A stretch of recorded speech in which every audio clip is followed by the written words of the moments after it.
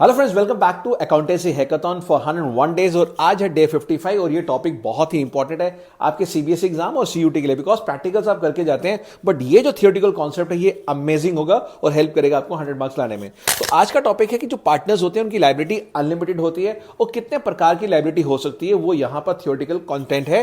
तो सबसे पहले हमें सबको पता है कि लायबिलिटी अनलिमिटेड होती है। इसका मीनिंग क्या है?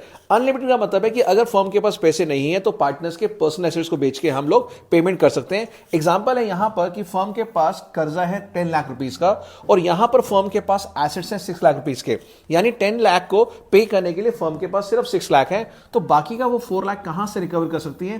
पर्सनल एसेट्स पार्टनर्स के। तो यहां पर लायबिलिटी अनलिमिटेड का मीनिंग क्लियर हो गया।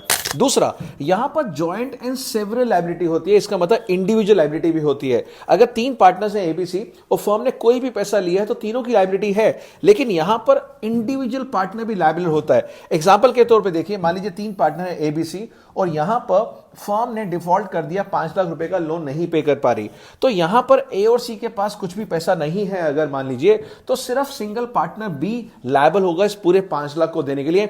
यह बोर्ड एग्जाम के लिए बहुत ही इंपॉर्टेंट क्वेश्चन बन सकता है। तो यहां पर जॉइंट लायबिलिटी भी होती है एंड सेवरल, यानी एक क्रेडिटर सारा का सारा क्लेम मांग सकता है एक पार्टनर से अगर बाकी के पार्टनर्स पे नहीं कर पा रहे। एंड बात आती है थर्ड कि liability arising from acts of other partner, यानी अगर किसी दूसरे पार्टनर ने गलती करी है, उसका जो लायबिलिटी है, उसका जो बर्डन है वो दूसरे पार्टनर्स पे भी पड़ेगा, यानी गलती किसी और की और भुगतना किसी और को पड़ सकता है। एग्जांपल देखते हैं यहां पे कि यहां पर क्योंकि एक पार्टनर एजेंट भी होता है और प्रिंसिपल भी होता है, तो अपने एक्शन से वो दूसरे पार्टनर्स को भी लायबल कर सकता है। इसका मतलब क्या हुआ? मान लीजिए एक पार्टनर ने लोन लिया है फर्म के नाम पर, तो यहां पे सारे पार्टनर्स लायबल होंगे, चाहे बाकी के पार्टनर्स को उसका इंफॉर्मेशन था भी नहीं तो भी वो लायबल होंगे। यानी एक पार्टनर की गलती से या कुछ भी उसने ऐसा एक्शन लिया है कि जहां पार्टनर्स को भुगतना पड़ रहा है, तो बाकी पार्टनर्स को भी ये इसकी लायबिलिटी पे ऑफ करनी पड़ेगी, बिकॉज यहां पर ये प्रिंसिपल ऑफ म्यूचुअल एजेंसी होता है। तो आई होप ये कॉन्सेप्ट आपको अच्छा लगा और ऐसे और भी कॉन्सेप्ट के लिए डू फॉलो अकाउंट्स गुरु।